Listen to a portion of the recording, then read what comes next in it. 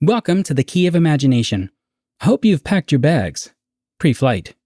Because we're getting the heck out of here. We're shaking the dust off our feet and heading to a whole new planet. The third from the sun. Wait a minute. My very educated mother... Oh, I think that's still just Earth. Never mind. Let's just get comfortable and wait for the inevitable destruction. In the meantime, we can talk about this week's Twilight Zone episode, Third from the Sun. We'll look over some newspaper clippings from the 1940s, 50s, and 60s to get a better understanding of Serling's audience. We'll dive into whether or not William Sturka's profession as a scientist changes the way we read his character, and I'll reveal to you my moment of awe. So, grab your keys, and let's open up this door to the fifth dimension.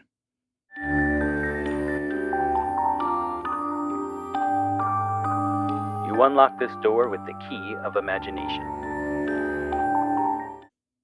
For people who are a bit on the younger side, it might be a little more difficult to grasp the true sense of terror that loomed over the United States and the Soviet Union during the Cold War era.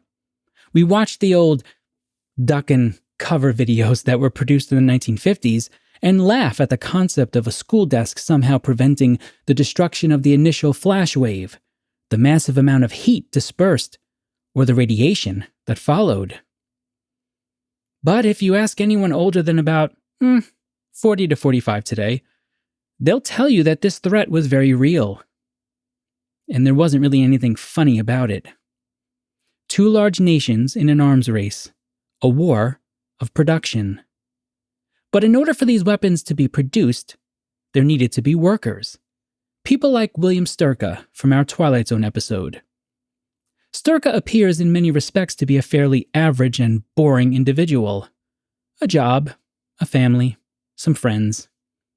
However, his employment at a top-secret government facility where atomic weapons and secret airplanes are produced offers him important insights into the present predicament of his time. Namely, that the war is about to move from production to execution, and that millions of lives will be lost. All he can do is everything that he can to save his family, his wife Eve, and his daughter Jody. He collaborates with a friend, Jerry Ryden, and his wife, Anne, to steal an aircraft capable of leaving the planet. But someone is onto the plan. Carling, a figure straight out of the shadows of a Shakespearean tragedy. A man who wants to make sure that no one is leaving. Carling does all that he can to bring Sturka and Ryden to the authorities. But the two men are able to overcome his attempts to thwart their plans. Sturka and his crew are able to leave the planet. Where will they go? A place that we're all familiar with. A little planet known as Earth. The Third from the Sun. Third from the Sun is directed by Richard L. Baer. The teleplay is written by Rod Serling, but it's based on a short story with the same title by Richard Matheson. Over here, I actually have a first printing of the story from the October 1950 issue of Galaxy Science Fiction. I've also got Lou and Zim over here next to my unplugged Erico phone. I don't really trust these two with any connection to the outside world. But I do believe that this is the correct model that's used in the episode. This is something that I like to do. I like to try to find very time-specific or time-appropriate models of things from the Twilight Zone. And just to be clear, it's not the phone. Just to be clear. As for our cast, we have quite a few worthy of mention, all doing a phenomenal job to maintain that constant sense of oppressive, impending doom. William Sturka is played by the great Fritz Weaver. Eve Sturka is played by Laurie March, and Jody Sturka is played by Denise Alexander. The actor Joe Moross plays Jerry Ryden, and Anne Ryden is brought to life by Gene Evans. Finally, our man in the shadows, Carling, is portrayed by Edward Andrews. The episode first aired on January 8th, 1960. As for our tidbits, I think I've mentioned in the past that I kind of like cinematography. Well, there were some interesting notes about that in Zickery's Twilight Zone companion. He quotes Buck Houghton as saying, he, meaning the director, used wide-angle lenses all the time on the theory that if you were going to tell people in the end that they weren't on Earth, you should have a peculiar feeling while you're getting there. You should have been made a little restless or uncomfortable. To add to this, Grams Jr. brought up something that actually made me fire up the episode one more time. It has to do with one of the ways that director Richard Baer wanted to both preserve a kind of sense of Earth and yet make it different enough to arouse some suspicion through the art that is displayed around the Sturka home. Now, I went back and looked at it, and I initially thought it was simply just some, modern art. However, and this is me just playing around a bit, so if you're an art historian or something, go ahead and chime in. The lack of structure in the sculptures and even in the music that plays in the background when Jodie wants to dance is oddly flat and without a sense of life.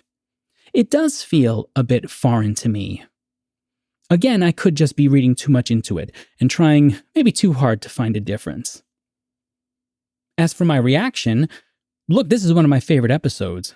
First, as I've previously mentioned, I find the cinematography to be fantastic. At first, you think the distorted camera views are because of the heightened moments of tension, but you find out it's because there's something just slightly off about the place in which these people inhabit. It's Earth adjacent, kind of. Something else that I believe I talked a little bit about in the Judgment Night episode, I find that many shows or films today really struggle with how to maintain tension within a work. It's not that every scene must be intense. It's about creating a mindset where the audience is never brought out of tension unless that's what you really want. So many times today, artists use humor to break tension. And although that's a legitimate approach at times, it's really overused today, I find. And in many ways, it's quite detrimental to the audience experience. Finally, this episode is a great example of one that is bigger than its twist ending. And that makes this incredibly rewatchable. Question 1.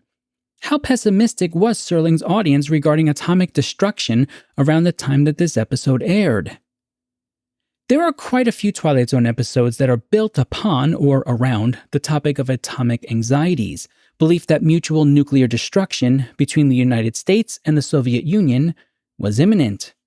Time Enough at Last, which we talked about not too long ago, also has this theme in the background, of course. But anxiety does not really play a strong role in that episode, which is why I didn't really talk about it too much. However, given that it is of primary concern in this episode, I want to talk about it here so that it can also serve as a kind of primer for future episodes with the same theme. Now, I sat a day or two and really thought about how I wanted to approach this question, because it's easy to go into the professional databases and bring in academic articles that talk about this topic. But that somehow seemed to not really get to the heart of what I wanted to bring into this question. So instead, I decided that I would spend a few hours diving into newspapers to get a better overall sense of what types of information people had access to through them. So here are just a few things that I found that I thought painted quite a picture. First, let's go to the Gettysburg Times, September 24th, 1946. Why start here? Well, there's a fascinating interview that was published regarding atomic weapons. The person being interviewed? Joseph Stalin. When asked by the reporter if he believes that virtual monopoly by the USA of the atomic bomb constitutes one of the main threats to peace, Stalin replied, "I do not believe the atomic bomb to be as serious a force as certain politicians are inclined to regard it. Atomic bombs are intended for intimidating weak nerves, but they cannot decide the outcome of war, since atomic bombs are by no means sufficient for this purpose.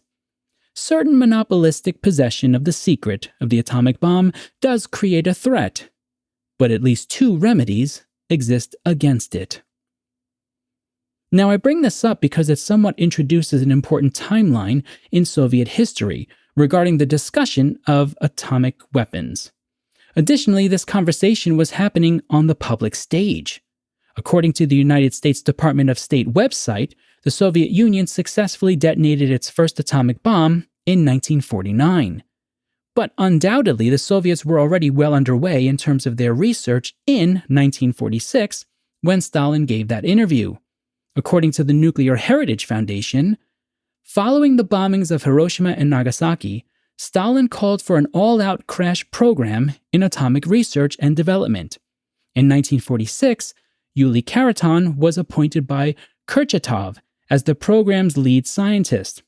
He was tasked with directing atomic research, development, design, and weapons assembly, and helped select and establish the site of the secret Soviet nuclear weapons facility known as Arsemas-16, and nicknamed Los Arsemas. So at least as early as 1946, people were starting to become aware of the beginnings of a possible arms race. Let's try and push up in time a little closer to our Twilight Zone. In April 16, 1954, just 5 short years away from the birth of the Twilight Zone, I found this interesting column in the Prescott Evening Courier out of Arizona. In the column, it revisits an important hydrogen bomb debate that took place on January 23, 1950. Many of the scientists who worked on the Manhattan Project, which produced the bombs that were dropped on Hiroshima and Nagasaki, were apparently in attendance at this debate. I'm going to read just a little bit of it because I think it can help us continue to build our picture of the growing anxiety in Serling's audience. At a secret meeting with General Bradley, Atomic Energy Chairman Lilienthal made a last-ditch emotional plea against the hydrogen bomb. In effect, he said, "We must exhaust every means of reaching an agreement with Russia to outlaw atomic warfare before we make this bomb. We should appeal over the heads of the Kremlin to the Russian people. They will force Stalin to come to terms." It wasn't just politicians speaking. It says that the scientists who were in attendance also broke down into 3 groups. One did not want the bomb used at all. They urged that the president announce that we had the bomb and we would use it unless the enemy surrendered. Group number 2 wanted the atomic bomb dropped over an uninhabited area as a warning. And group number 3 approved the action taken at Hiroshima. Now, listen to this and tell me that it doesn't sound like a Rod Serling opening or closing narration. But when the photographs of seared flesh and the medical reports from Nagasaki and Hiroshima came back, these scientists went through the tortures of the damned. Their souls were on fire, and they started a burning private crusade against the hydrogen bomb that has divided the Atomic Energy Commission. So if people didn't quite understand what was at stake with these conversations when the original bombs were dropped in World War II, through the news and well-publicized debates, they were now starting to grasp just how much damage these even newer weapons could possibly do. And in the 1960s, the same decade as this Twilight Zone episode, audiences also had to deal with the potential threat of a new kind of atomic bomb, an ERW, or enhanced radiation weapon, known as the neutron bomb. What's the difference? The neutron bomb is a small hydrogen bomb. It differs from standard nuclear weapons insofar as its primary lethal effects come from the radiation damage caused by the neutrons it emits. Now, the conversations around the neutron bomb were also being had on the public stage. February 11th, 1962, in an article titled "Doomsday Machines, Destruction Ideas Are Spine-Chilling," in the Reading Eagle, they discussed the possibility of the creation of the neutron bomb and the fear over who will get it first. The article states, "The feasibility and stats of the neutron bomb are things the AEC, Atomic Energy Commission, is determined to say nothing about. We may not be able to keep the secret, but we're going to give it the old college try." To this, legislatures in Congress responded, "What if Russia had obtained the H-bomb first? What if Russia gets the neutron bomb first?" You can hear the hysterics in the reactions of Congress. But in many ways, they were probably mirroring the thoughts of millions of their constituents as well. So there were plenty of reasons for people to feel anxious about what could potentially be happening behind closed doors and what could potentially be on the horizon in terms of total destruction. Let's bring this information to our episode. In the episode, Jody says to her parents, "Everyone I've talked to lately, they've been noticing that something's wrong. that something's in the air, that something is going to happen, and everyone's afraid. Now, what's particularly great about this scene is who it's coming from. It's coming from a young adult. You see, young adults are old enough to understand when the culture of the world shifts into a state of fear, but they might not quite have the full picture for why we should be afraid. And that's the part that makes this scene so fascinating for me. Sturka is somewhat trapped here. Jody is old enough to feel what is happening, but there's a part of him that doesn't want to burden her with the true information. We can certainly have conversations around whether or not this is the right or wrong approach, but I think we can agree that there is a kind of parental love here that is struggling to try and maintain a childhood for Jody, while not lying to her about the potential evils that we can unleash. As someone who deals with a lot of young adults, they can be challenging in myriad ways, some good, some bad. But the good thing is that they force you sometimes to clarify the why of really complex questions. Questions that we sometimes push aside as simply a part of life as adults. I appreciate the struggle that Fritz Weaver is putting into this moment, trying to figure out how to act as a father. I think parents and guardians might have felt a kind of kinship with Sturka in this moment as well. To pull this all together, Serling's audience was not only aware of these conversations, but they might have even been almost too aware. Let me explain. Today, with the internet, we often talk about feeling overwhelmed at times by the sheer amount of information we have to sift through. 47,000 reviews to buy a USB cable that won't break in a day. Ask me how I know about that one. But after doing this dive into the newspaper clippings, I think this probably happened a bit during Serling's time as well. If you look through the archives, there are so many articles written about warfare and atomic destruction and all of the different technologies involved. I'm sure there were people who experienced the anxiety of overconsumption of information, and even some who became anxious when there wasn't enough on a particular day of information. After researching this question, I now want to try and find some reactions to this episode from 1960 if I can. But I think that's going to be a separate project, probably. Question 2. How does Sturka's profession as a scientist impact our reading of him as a character? At the very beginning of the episode, when the workers are coming through the line, the security guard tells us that Sturka is in the Hydrogen Armament Division, so he's really got his hands deeply embedded in this atomic world. He's at the front lines of all the action. When Jody asks him if he likes his job, and she tries to get a sense of how working on bombs affect him, Sturka responds, "I'm just a cog in a wheel, Jody." And then he tries to explain to her that in one bomb there are perhaps 1,000 pieces, and every piece requires a team of 50, 60, 70 people. Looking at it like that, I'm not quite as responsible as if I've... And then he just kind of trails off. The Calutron girls, dubbed as such because they were a group of women who monitored the Calutron machine that separated enriched uranium isotopes for nuclear weapons, played an integral role in the production of the bombs dropped on Hiroshima and Nagasaki. One Calutron girl, Ruth Hiddleston, recalled her feelings after learning that the bombs were used. "I was at work, and they announced it. You know, at first you were glad to think the war was over. The first thing I thought was, my boyfriend will be home. Then I got to thinking. They started telling all the people that were killed over there. It made you think of something else, that I had a part in it, because that's what they told us.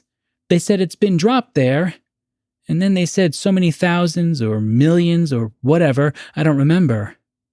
Anyway, I didn't much like that idea that I had a part in it. But you know, war is war. Ain't nothing you can do about it but try to stop it. I still don't like the idea, you know.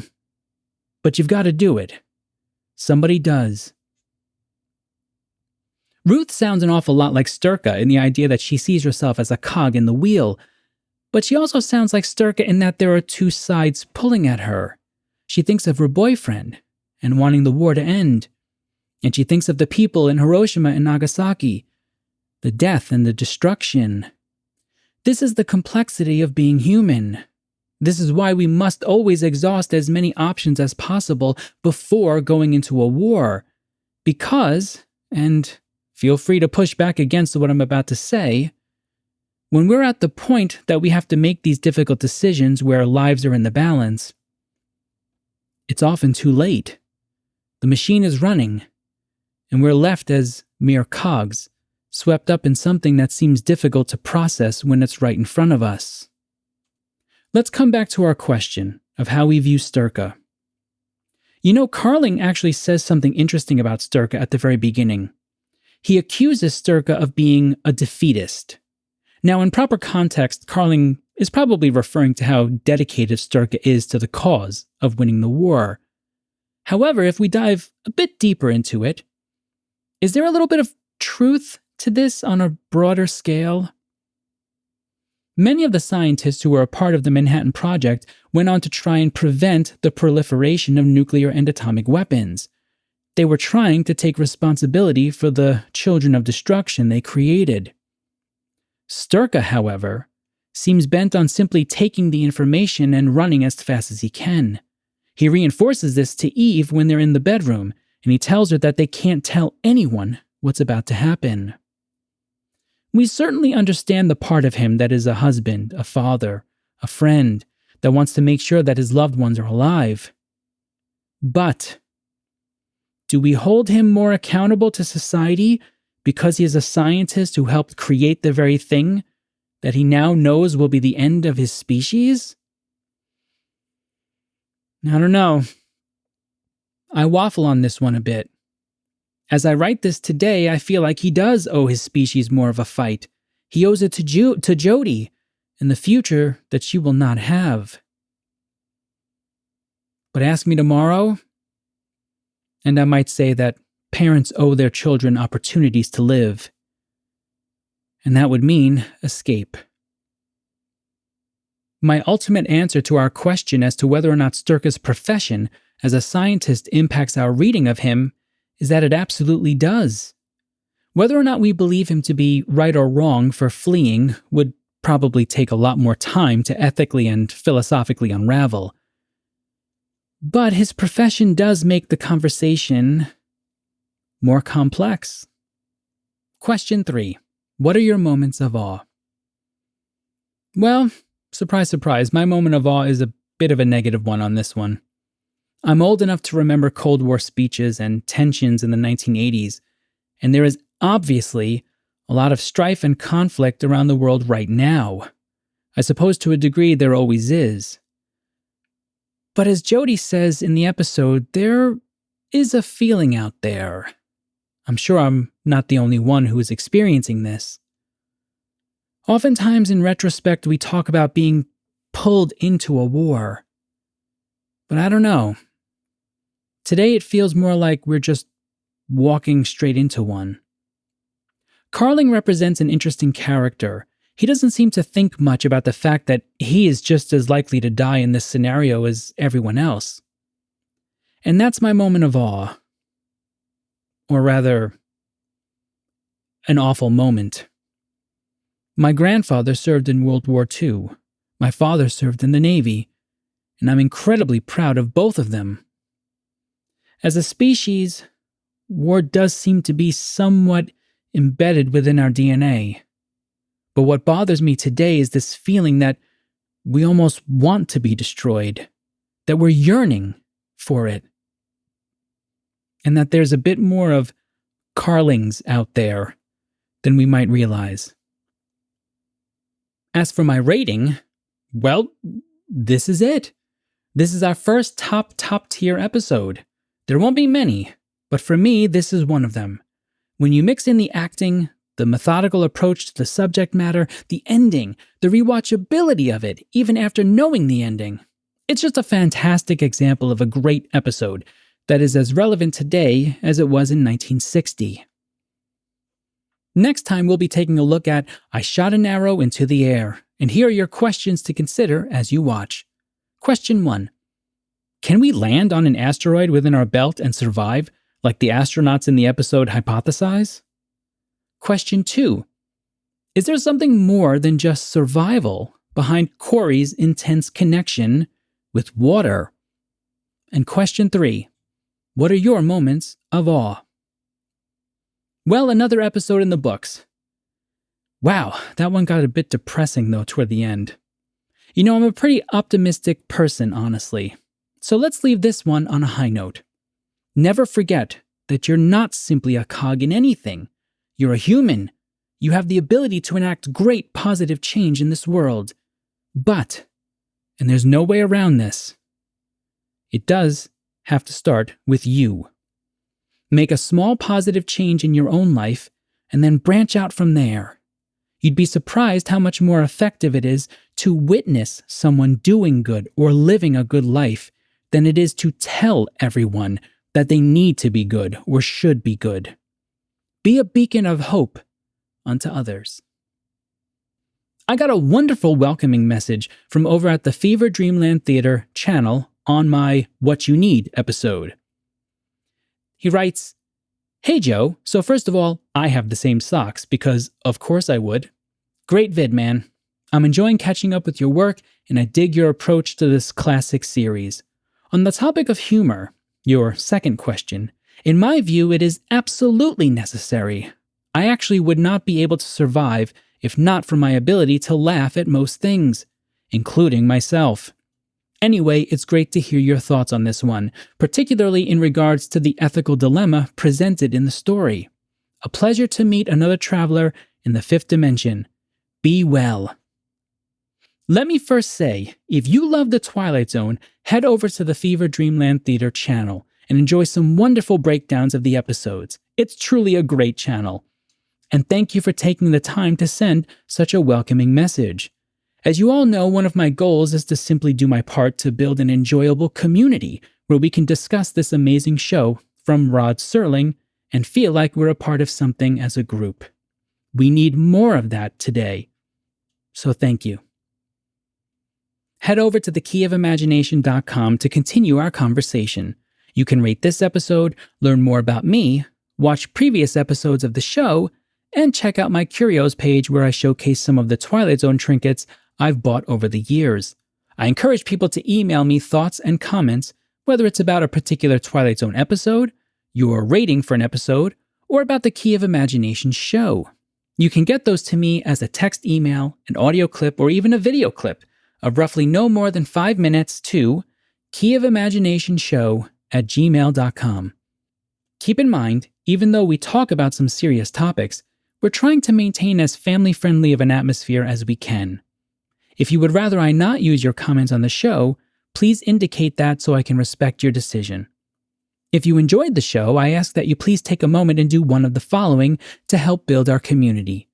Rate the show, review the podcast, leave comments, thumbs up, all of the usual algorithmic gymnastics that will help get the show in front of more people and help us build our community of Twilight Zone fans. However, even if you do none of that, and you absolutely hated every minute of this, I'm still going to thank you for spending some time with me. Until next time, remember, all doors are open to those who possess the key of imagination.